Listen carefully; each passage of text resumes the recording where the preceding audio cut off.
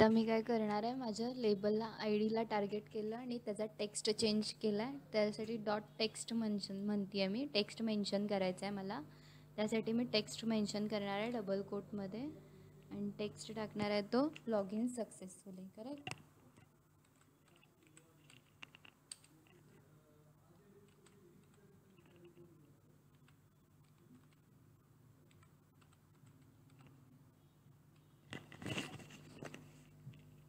Okay. आता मी हे page run करणार आहे.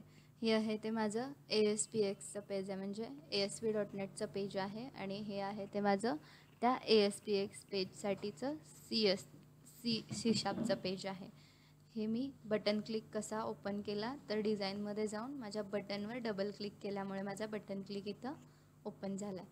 त्याचप्रमाणे माझ्या कोडमध्ये पण चेंज झाला. इथं ऑन क्लिक इव्हेंट इथं जनरेट झालेला आहे. ऑन क्लिक इव्हेंट आहे तो बटन लॉग इन क्लिक, हा ऑन क्लिक इव्हेंट माझ्या बटनसाठी इथं जनरेट झालेला आहे. आता हा पेज मी रन करते.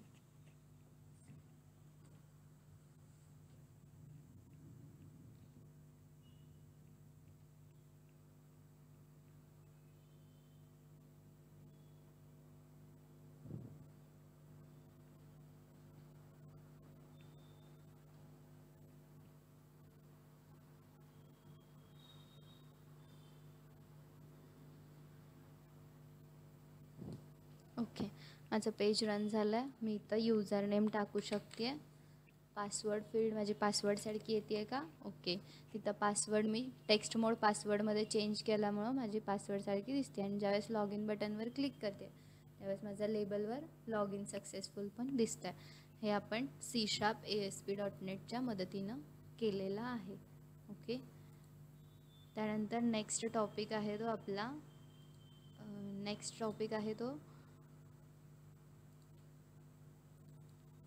Web फॉर्म्समधला टेक्स्टची properties. आपण लास्ट टाईमला लेबलच्या प्रॉपर्टीज बघितलेल्या, करेक्ट. तर टेक्स्टच्या प्रॉपर्टीज बघायच्या. हां, टेक्स्ट बॉक्सच्या प्रॉपर्टीज.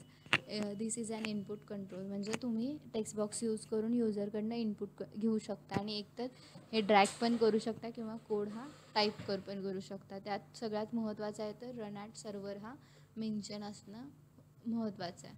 ओके.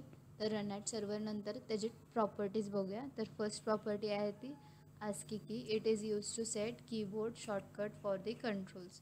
ओके. म्हणजे त्या कंट्रोलमध्ये क्लिक करण्यासाठी आपण कीबोर्ड शॉर्टकट्स मेन्शन करू शकतो. नंतर टॅब इंडेक्स दिला आहे. The tab order of the control, म्हणजे टॅब इंडेक्सनं तुम्ही तिथं टॅब ऑर्डर देऊ शकता. नंतर बॅक कलर दिला आहे. त्याप्रमाणे तुम्ही टेक्स्ट बॉक्सचा बॅकग्राऊंड कलर चेंज करू शकता, सेट करू शकता. नंतर बॉर्डर कलर दिला आहे. बॉर्डर पण तुम्ही सेट करू शकता आणि त्या बॉर्डरला कलर सेट करू शकता. बॉर्डर विड्थ दिली आहे, तुम्ही तुमच्या बॉर्डरला विड्थ देऊ शकता. ओके. तर नेक्स्ट आहे ते फॉन्टचा तुम्ही फॉन्ट पण सेट करू शकता. टेक्स्टसाठी 4 कलर दिला आहे, त्या टेक्स्टचा कलर चेंज करू शकता. टेक्स्ट म्हणजे तुम्ही एंटर करायच्या आधी तुम्ही त्याला टेक्स्टमध्ये टेक्स्ट काही पण मेन्शन करू शकता. बाय डिफॉल्ट टेक्स्ट तिथं काहीच नसणार आहे, कारण का आपण इनपुट करून घेणार आहे युजरकडनं. त्यामुळे टेक्स्ट बॉक्समध्ये कोणताही टेक्स्ट नसणार आहे. टूल टिप आपण यूज करणार आहे. It displays the text Wien Mouse is over the control. Tool tip कधी होणार आहे? ज्यावेळेस तुम्ही हावर करणार आहे माऊसनं, त्यावेळेस टूल टिप तुम्हाला दिसणार आहे. तुम्ही नंतर त्या टेक्स्ट बॉक्सची व्हिजिबिलिटी सेट करू शकता. तो व्हिजिबल असला पाहिजे किंवा नसला पाहिजे ते पण सेट करू शकता व्हिजिबलवरनं. नंतर तुम्ही टेक्स्ट बॉक्सची हाईट विड्थ ड्रॅग करू शकता. अदरवाईज प्रॉपर्टी विंडोमध्ये तुम्ही हाईट विड्थ चेंज करू शकता. नंतर मॅक्स लेंथ, तुमच्या किती कॅरेक्टर्स घेणार आहे ती मॅक्स लेंथ पण मेन्शन करू शकता.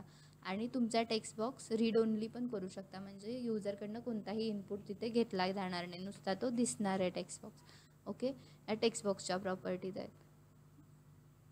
ओके. आपले फॉर्म कंट्रोल्स आणि text box web form complete झालेला आहे. ओके. हा बॅकएंडचा कोड, हा फ्रंट एंडचा कोड. त्यावेळेसोबत आपल्याला डिझाईन पण दिसते. आणि बॅकएंडच्या कोडला जायचं असेल तर डबल क्लिक तुमच्या बटनवर, तिथं ज्याच्यावर तुमचे क्लिक इव्हेंट्स क्रिएट करायचे त्यावर डबल क्लिक करून म्हणजे ज्याला इव्हेंट आहेत फक्त त्यावरच तुम्ही डबल क्लिक करून त्याचे इव्हेंट्स इथं जनरेट करू शकता. अदरवाईज तुम्ही इव्हेंटचा नेम चेंज करून तुमच्या या कोडमध्ये सोर्समध्ये जाऊन इथं ऑन क्लिक समोर इथं पण नेम चेंज करून टार्गेट करू शकता. Okay, thank you.